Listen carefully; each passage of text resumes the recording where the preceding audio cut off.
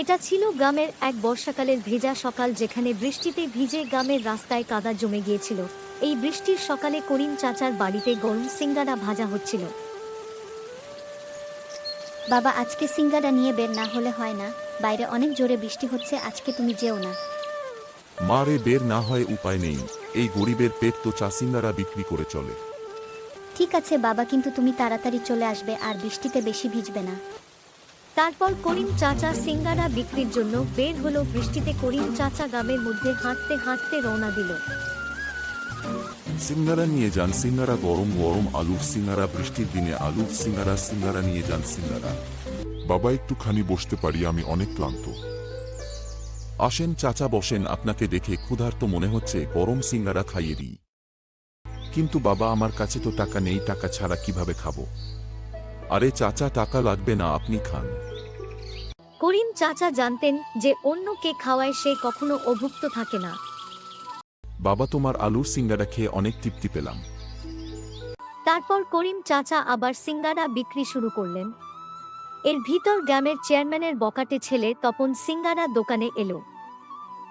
এই চাচা, আমি চেয়ারম্যানের ছেলে তপন, আমাকে ফিরি দাও, না হলে তোমার খবর আছে। মাফ করেন বাবা, অন্যকে দান করি মন থেকে, কিন্তু ভয় দেখিয়ে কিছু খাওয়া পছন্দ করি না। দেখে নিব তোকে কিভাবে তুই এখানে সিঙ্গারা বিক্রি করিস। এই বলে তপন চলে গেল।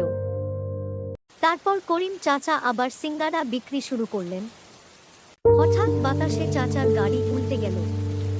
হায় উপরবালা, একই হলো আমার সাথে। আমি তো কারো কোনো ক্ষতি করিনি, এখন কি হবে আমার? আজ সারাদিন না খেয়ে থাকতে হবে। এই সিঙ্গারা বিক্রি করেই আমার সংসার চলে।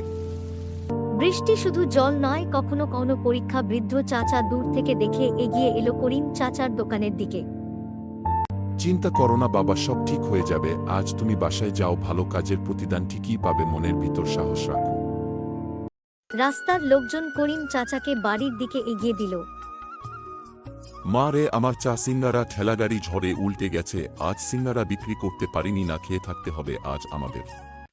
বাবা, চিন্তা করো না, তোমার কিছু হয়নি। এটাই আমার কাছে অনেক। একদিন না খেয়ে থাকলে কিছু হবে না, একদিন আমাদের কষ্ট ঠিকই দূর হবে, দেখে নিও। তাই যেন হয় মা, আমি কখনো কারো ক্ষতি করিনি। উপরবালা ঠিকই আমাদের দিকে তাকাবে।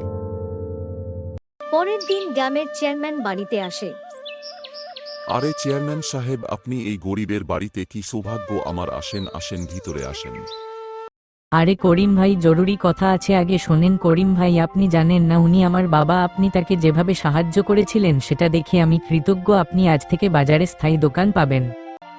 আমি তো শুধু একজন ক্ষুধার্ত মানুষকে সিঙ্গারা খাইয়েছিলাম, এত কিছু ভাবিনি। আপনাকে যে কি বলে কৃতজ্ঞতা জানাবো বুঝতে পারছি না। সততা, দয়া আর কঠোর পরিশ্রম, এই তিনটি মিলে একজন মানুষকে মহান করে তুলে। করিম ভাই, আপনার মতো মানুষদের জন্য পৃথিবী এখনো সুন্দর। আজ থেকে আপনি বাজারের পূর্ব দিকে আমার দোকানটাই বসবেন আর এইভাবে মানুষের উপকার করবেন। করিম চাচা এরপর থেকে বাজারে গরম আলুর সিঙ্গারা বিক্রি শুরু করলেন। তার বিক্রি বেড়ে গেছে আগের থেকে, আর কারো কাছে টাকা না থাকলে তাকে ফ্রিতে খেতে দিতেন করিম চাচা। মা রে, আজ আমি অনেক খুশি। উপরবালা আমাদের উপর দয়া করেছেন, তাই আমরা আজ পেট ভরে খেতে পেলাম। যতদিন আছি মানুষের সেবা করে যাব, এইভাবে যেন কেউ ক্ষুধার্ত হয়ে আমার কাছ থেকে ফিরে না যায়। হ্যাঁ বাবা, ঠিকই বলেছ। যে ক্ষুধার্ত মানুষকে খাওয়ায় সে কখনো অভুক্ত থাকে না। মানুষের উচিত মানুষকে সাহায্য করা। আমি তো অনেক খুশি যে তোমার মতো সৎ মানুষ আমার বাবা। এটা ছিল গ্রামের একজন সৎ সিঙ্গারা ওয়ালার গল্প। এমন আরও গল্প দেখতে চ্যানেলটি সাবস্ক্রাইব করুন।